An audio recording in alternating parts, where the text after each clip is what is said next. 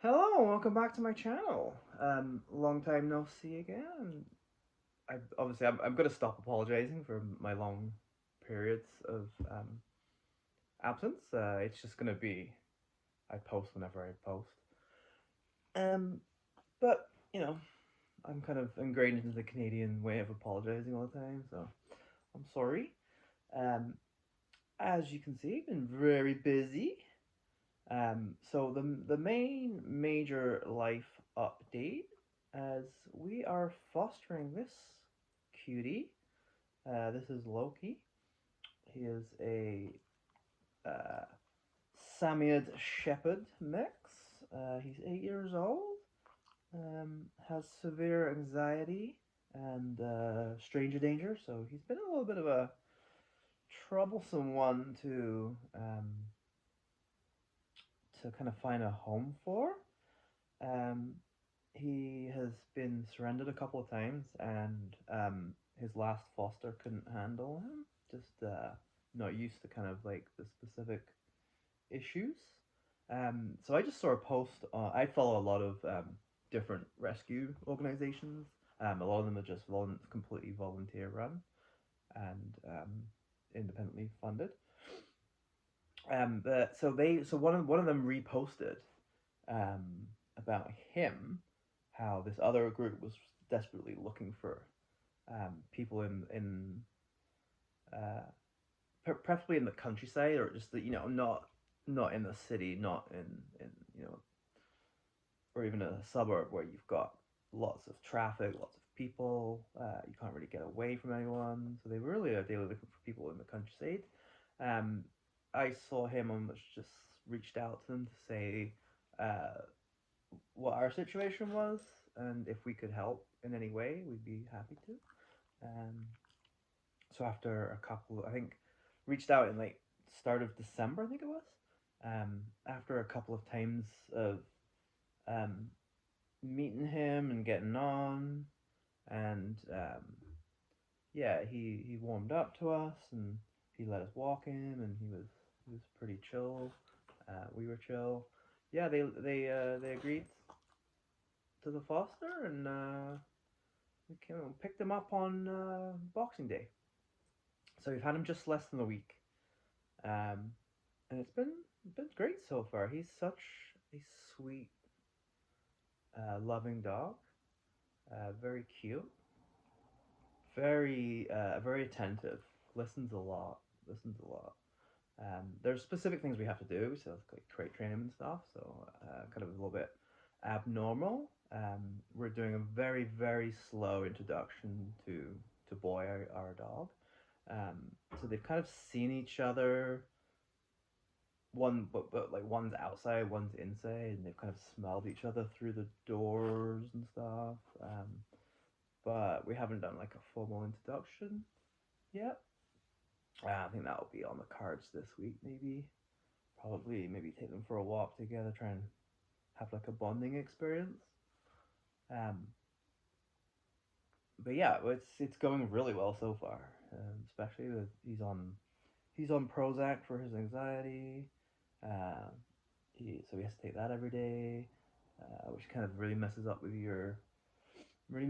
their digestive systems and stuff. And with he was kennelled before, so he was just like super stressed. So we're having to feed him the plain diet to kind of get him back on track. But he seems to be doing well, and he's let me brush him the last couple days, so he's nice and floofy. As he was quite tangled. Um, yeah, I think he's doing really well, and we're absolutely loving him. And I think as once we got the two dogs all kind of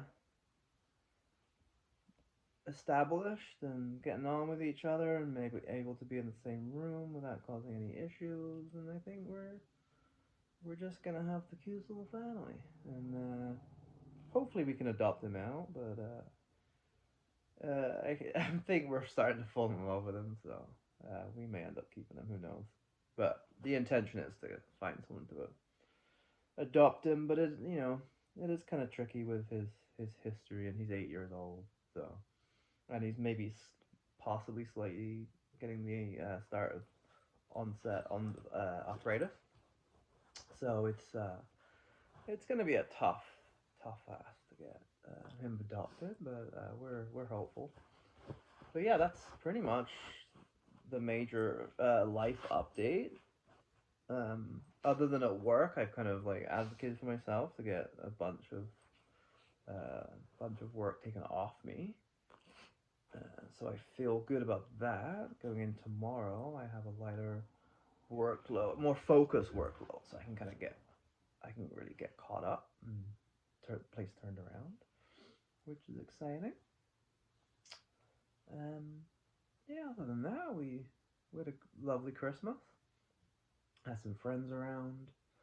I got like a crappy artificial tree, which actually, once you put all the decorations on and turn the lights on, it kind of looks nice, and it's kind of got us into the spirit a bit. Not, I'm not really one for I'm not really one for Christmas time. Um, Previously, I don't know, I just wasn't super into it.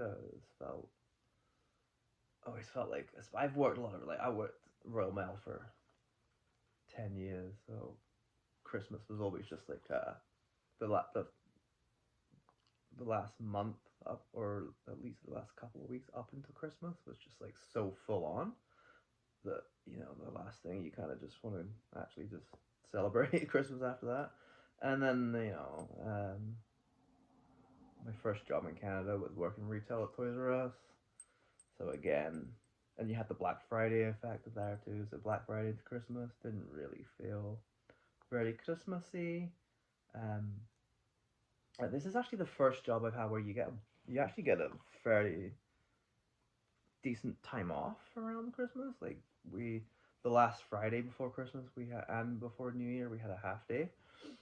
Um, and then I also had uh, 3 hours to use up from 2023's holiday allowance. So I took an afternoon off as well last Thursday, mainly to spend time with this guy to get him settled in.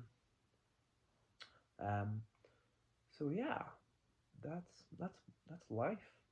Um, I have been reading. I've gotten a few things read, caught up a little bit with some reading. The first thing that I read, I can't remember how long ago it was, but I basically, I ended up going for a dog walk in the wee little kind of village town that has the main library for where I live. Um, yeah, we when we go for the walk, we generally park at the library's car park. Um, so I was like, oh, I'm here anyway. Might as well go look around the library. I do like, even though I have so many books at home and I don't really read that much in a year, I do like to support the library. I do like to take books out occasionally, even if I don't read them. But it just like it shows interest, and it shows that there's interest in specific books too, so that they're encouraged to buy those. So when I find there are books I want to read, then hopefully they'll buy them and I'll actually get the chance to. Um, but anyway, it's just lovely to be in a library sometimes and go around and see what's out there. So what happened is I actually just recently seen an advert for the new Millennium series book. Karen Fossum has now taken over the series, which is actually very exciting. Um, I quite like Karen Fossum anyway, and Karen Fossum is a huge fan. Like basically, like they kind of said in an interview that um, um, I have I have they were asked about, oh, how does this impact your own works, and they were like, well, yeah, I'm not gonna be able to write um, my own books for a few years, but when someone asks you to write for the Millennium series, you can't say no. So they're obviously a huge fan of the series. It's very influential um, in in Sweden and elsewhere around the world, I believe. Um, So basically, I saw that they had um, the second David Lagercrantz book that I haven't read. I've only read the one David Lagercrantz book, which was, I believe, the one, the girl in the spider's web or something, and it was okay. I didn't like it as much. It had less, like, the thing that Stieg Larsson was so good at was um, he brought in all of the kind of like far right. He was very knowledge. He was an expert on far right um, gangs and movements. Um, so he brought in all that kind of the stats and just like the movement, what they were up to, and kind of stuff. He just made it really believable, and he was also he brought in just all the kind of horrible stats and real life um, kind of stories about uh, violence against women, which is, it's very much, these books are very much about protecting women, protecting vulnerable people, um, and so yeah, I feel like David Lagercrantz brought a much better thriller read to the book, but just um, I think great thrillers are a dime a dozen. Like sometimes I want a little bit more than just a thriller, and even though Stieg Larsson's books were kind of terrible thrillers, they had all that extra stuff, which made them really exciting. And I mean, the first one's still the best. They get a bit down the weeds, I think, later on. But anyway, I digress.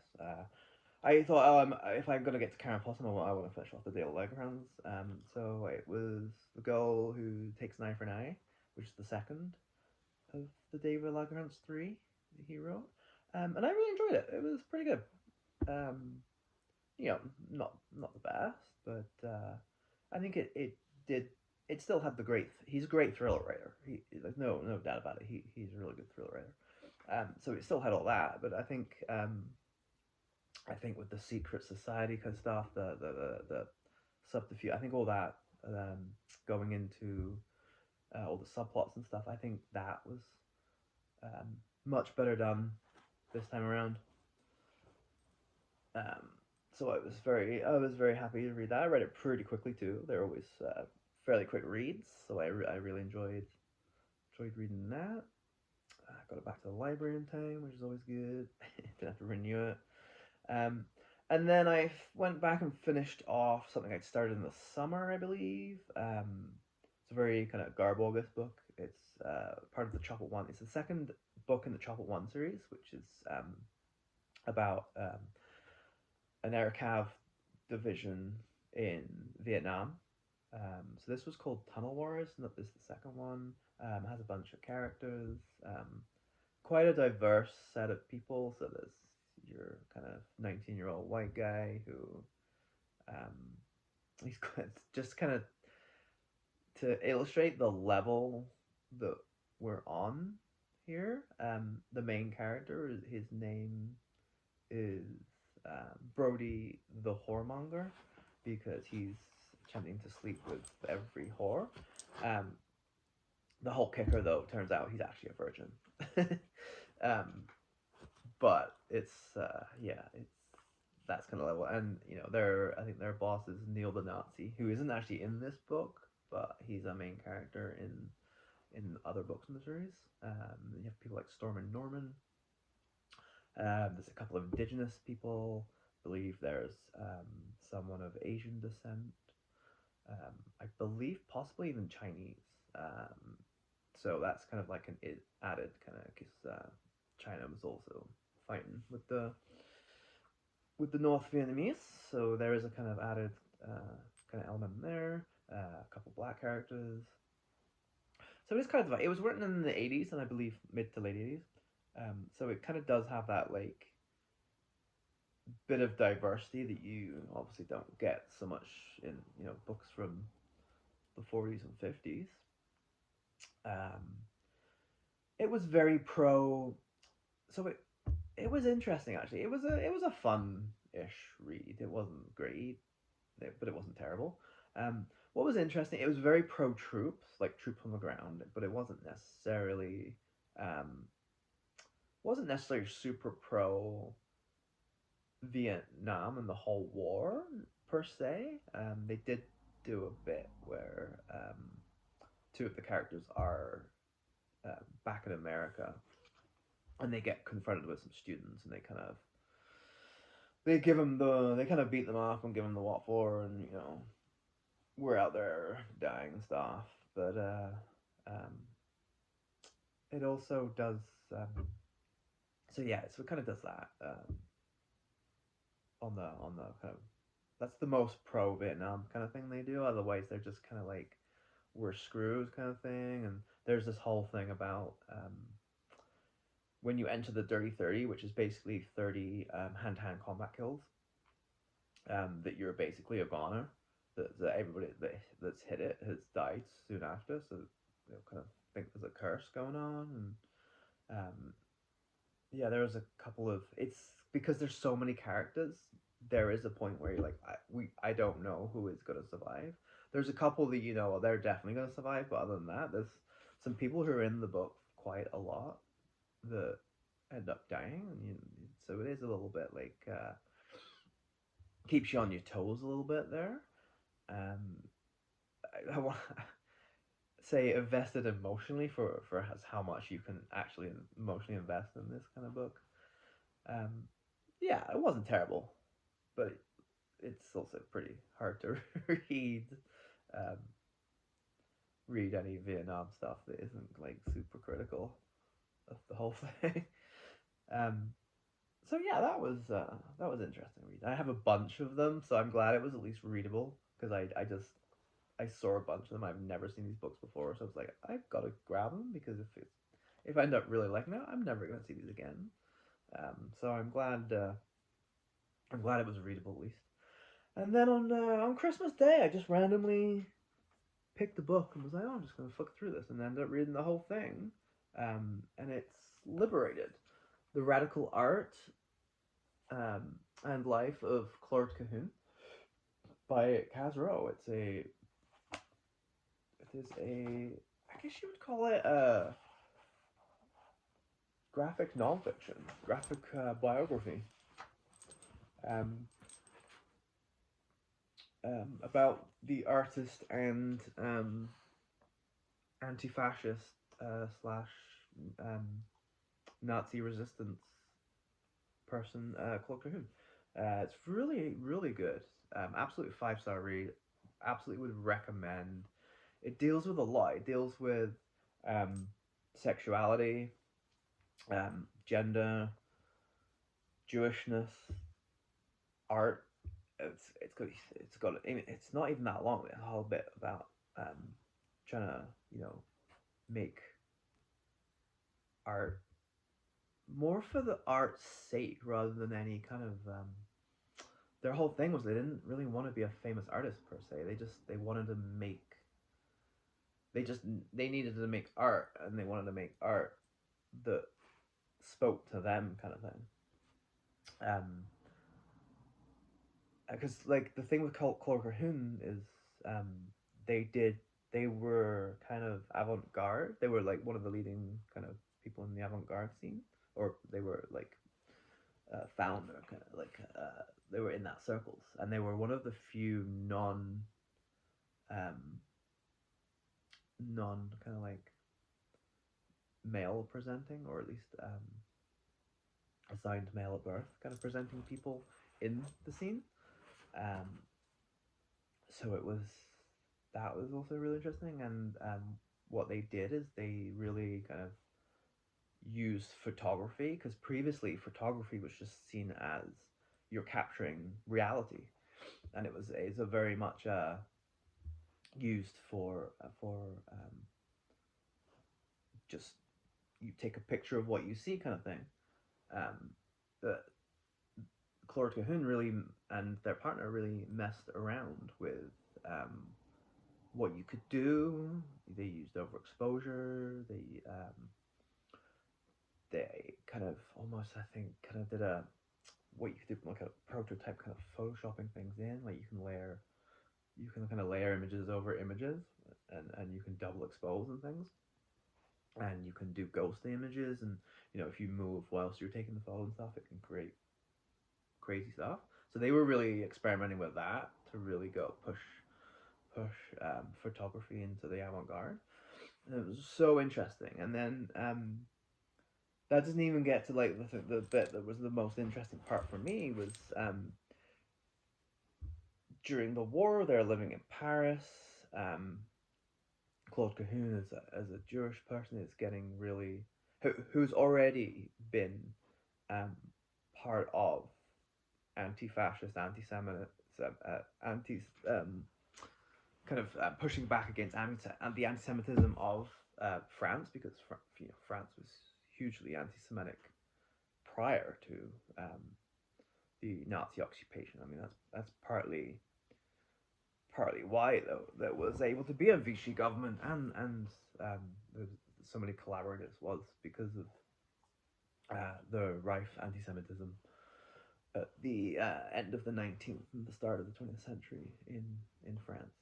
Um, so they're getting nervous about living in Paris, and they want to move out rural. Their partner doesn't want to leave Paris and um, wants to kind of stay, and then so they end up compromising, and they move out to Jersey, and they're happy for a little bit, and then as we all know, Jersey ends up being occupied, and Claude is just um, too uneasy about just living, and um, they end up they end up being, I don't know if they actually formally are part of the official resistance, but they start releasing propaganda. They're uh, they're making pamphlets to keep people um, updated with actually what's happening with the Allies, rather than just like listening to the Nazi propaganda that they were spewing. Because one of the things the Nazis did is they banned all radios and any kind of form of outside communication. So they really cut Jersey off from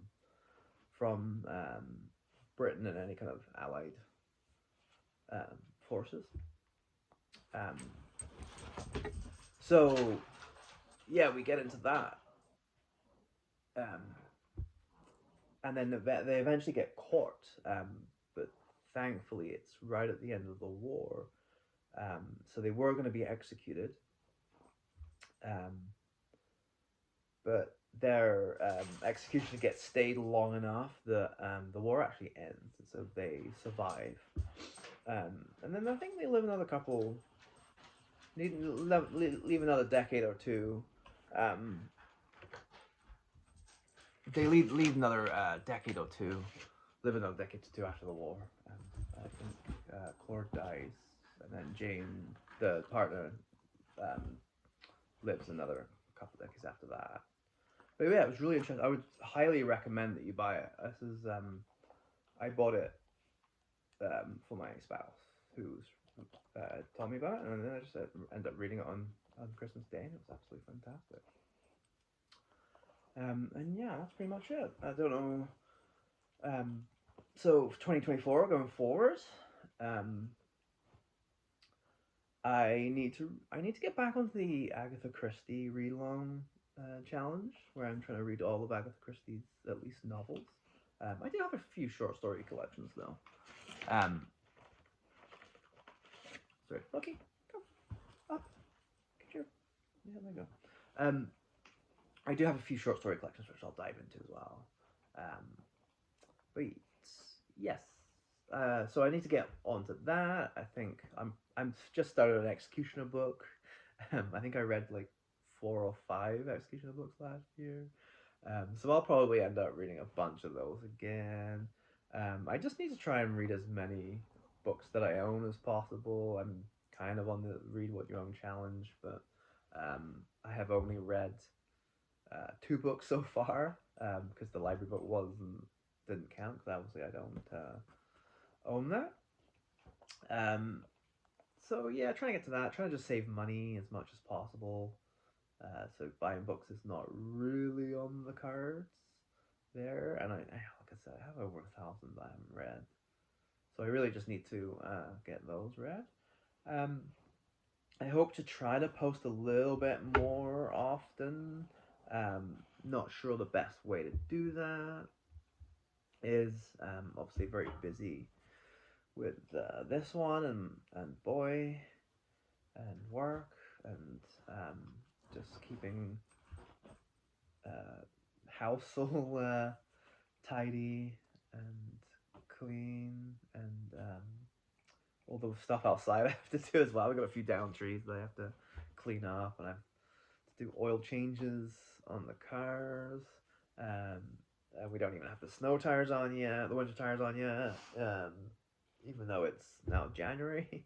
It's very warm though, but it's still, your winter tires are really below 7 degrees Celsius, so it's been down there for a long time now. So we really need to get those going. Yeah, just lots of things to do. Not very much time for reading, but I hope to read at least 20 books this year. I read 17 last year, which is a bit of a down year for me, but I'd like to hope to get between 20 and 30. I think that's realistic. Um, yeah, so let me know what you've been up to recently, what your aspirations are for 2024, what you hope to achieve. And yeah, let me know. Let me know if there's any books you want me to read. I probably own it. Yeah, let me know any recommendations. I'm always up for. I tend to read books quicker if I have a recommendation for it. But other than that, me and Lockie say bye and have a great new year. And we hope that everything turns out great and you have a lovely 2024. See you all soon. Bye.